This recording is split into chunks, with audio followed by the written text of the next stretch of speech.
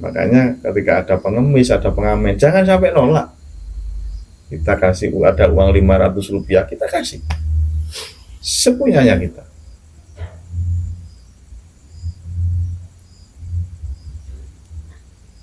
Jangan sampai di hati kita itu berprasangka buruk, orang masih muda kok sudah minta-minta. Jangan seperti itu.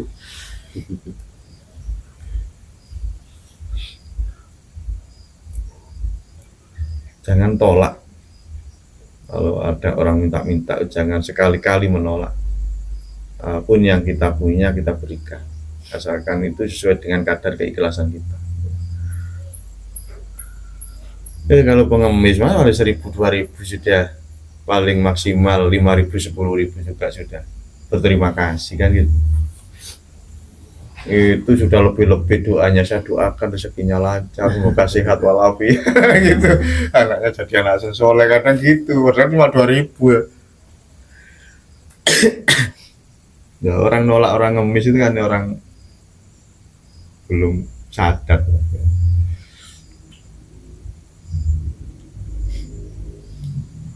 dalam keadaan apapun. Tapi biasanya kan orang itu gitu, ketika kita dalam keadaan butuh, banyak kebutuhan muncul kayak gitu ya.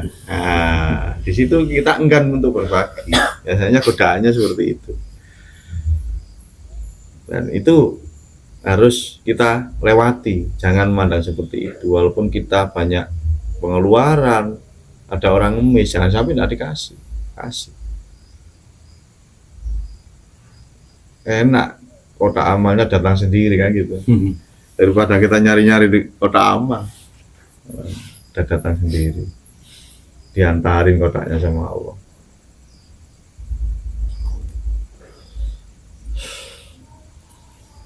Ya kalau kita memang betul-betul tidak punya ya, yang ngomong yang bagus. Maaf ya Bu, Pak, saya belum punya. Nanti aja sih, kalau kapan-kapan kesini lagi.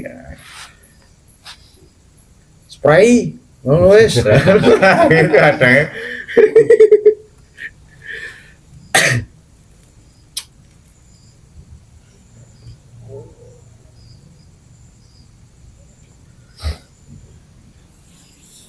Terus tinggal lalu berarti rahmatan lil alaminnya. Belum Gus.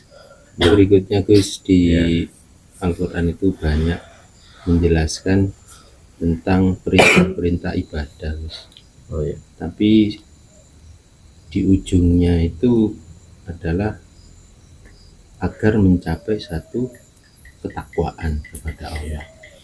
Dan kalau kita maknai secara umum, takwa itu menjalankan perintah Allah, menjauhi larangan Allah.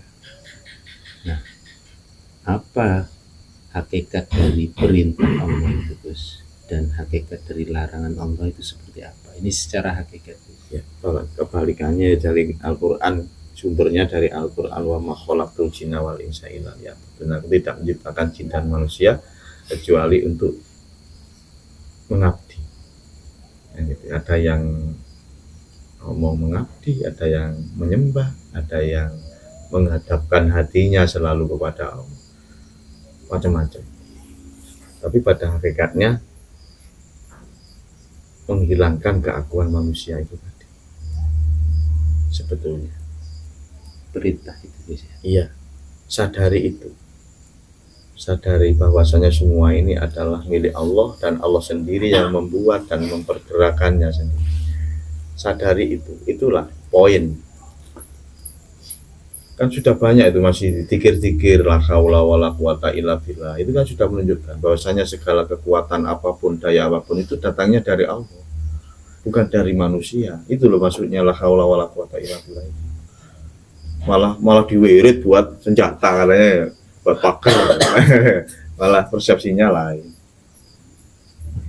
Sebetulnya inti dari makna lafaz itu kita sadari, benar enggak kalau kekuatan ini semua datangnya dari Allah. Itu kita cari. Kalau hati kita sudah mengimani dan membenarkan, berarti saya enggak bisa apa-apa, ini semua datangnya dari Allah. Lah itu baru sadar ya, seperti itu.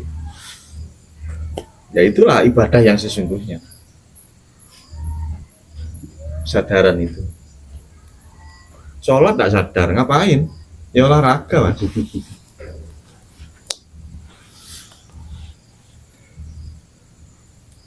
Ini katanya di syariat itu masih mending daripada tidak sholat katanya gitu. Kalau di hakikat tidak ada toleransi, udah mending apanya. Tetap buyang ya. Meskipun sholat ya tetap pelit, meskipun sholat ya tetap sama tetangganya suka bercerai-berai. Ya kan tidak ada manfaatnya sama sekali, kan cuma senam olahraga. Sholat itu adalah perbuatan yang mencegah dari perbuatan keji kok dan kemungkaran. Itu intinya sholat. Dan bukan hanya diaplikasikan melalui gerakan sholat saja, enggak. Ya dalam kehidupan sehari-hari ini.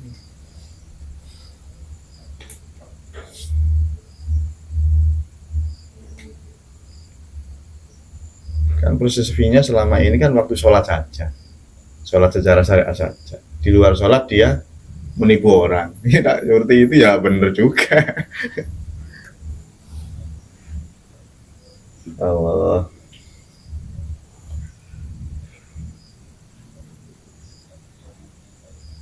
Dibilang nggak benar ini ya, memang faktanya ya kurang benar. Nanti divonis itu kita juga memvonis Tuhan. Nggak bisa kita, nggak bisa ngapa-ngapain kita mas. Menyalahkan mereka yang masih belum mencapai kesadaran juga nggak salah mereka. Memang belum masa diproses ya, jadi proses itu aja. Jangan sekali menyalahkan, sudah nggak bisa menyalahkan. Kalau dilihat dari sisi hakikiyah loh itu, nggak bisa kita salahkan. Karena yang punya hak gerak itu cuma Allah, Sang Maha Hidup. Makanya ketika kita sudah sadar seperti itu, meskipun kita istri kita kadang cerewet, tidak ada masalah, tidak ada masalah. Karena kita nakal, tidak ada masalah. Karena kita sudah mencapai kesadaran, tidak bermasalah. Gitu.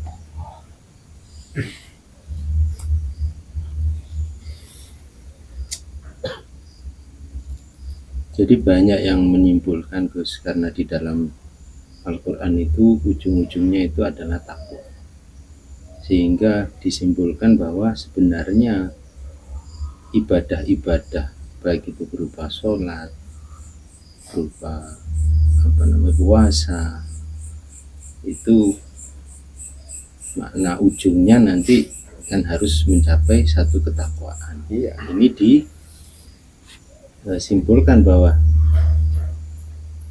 aslinya semua ibadah itu adalah jembatan menuju ketakwaan. Dan seperti yang Gus jelaskan tadi, makna hakikat dari perintah Allah adalah menghilangkan keakuan diri. Berarti ya yang dimaksud ibadah-ibadah seperti sholat itu juga jembatan untuk menghilangkan keakuan diri. Harus sadari, makanya di bacaan sholat itu sudah jelas mas, inna sholati wa nusuki wa mahyaya wa mamati lillahi rabbil alamin. Ini wajah tu wajhiya lillahi fatara samawati wal ardh. Sudah jelas semua.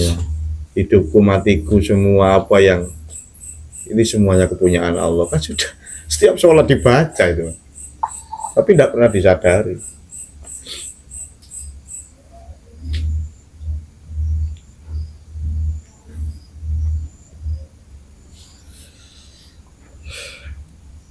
Dengan cara seperti itu, kesadaran yang semuanya ini Allah, maka hatinya tidak akan lupa satu detik pun dengan Allah.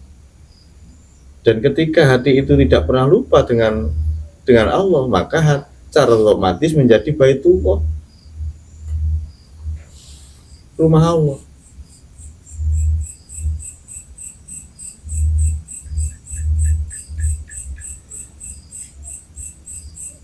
Dan ketika hatinya menjadi rumah Allah, ya itulah sebenar-benarnya takwa.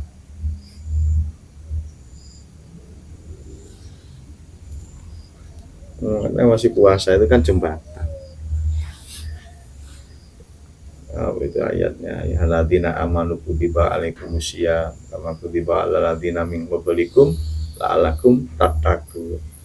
Disuruh puasa supaya menjadi orang takwa kan itu.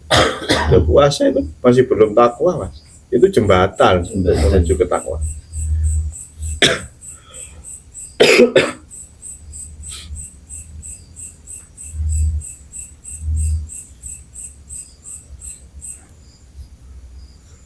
Ya ini kan sisi dari apa pengalaman yang sudah saya peroleh, yang sudah saya amalkan, itu hasilnya seperti itu kan. Itu perkara dari teman-teman kita yang lain hasilnya tidak seperti itu, ya enggak apa-apa, enggak salah juga gitu loh. Saya kan cuma bercerita apa yang sudah saya alami dan saya ngerasakan. Toh teman-teman kita mau mencoba dan hasilnya kok sama, tenang, damai, tidak punya musuh, ya itu sudah bonus dari Allah sudah. Bukan dari saya bukan siapa-siapa.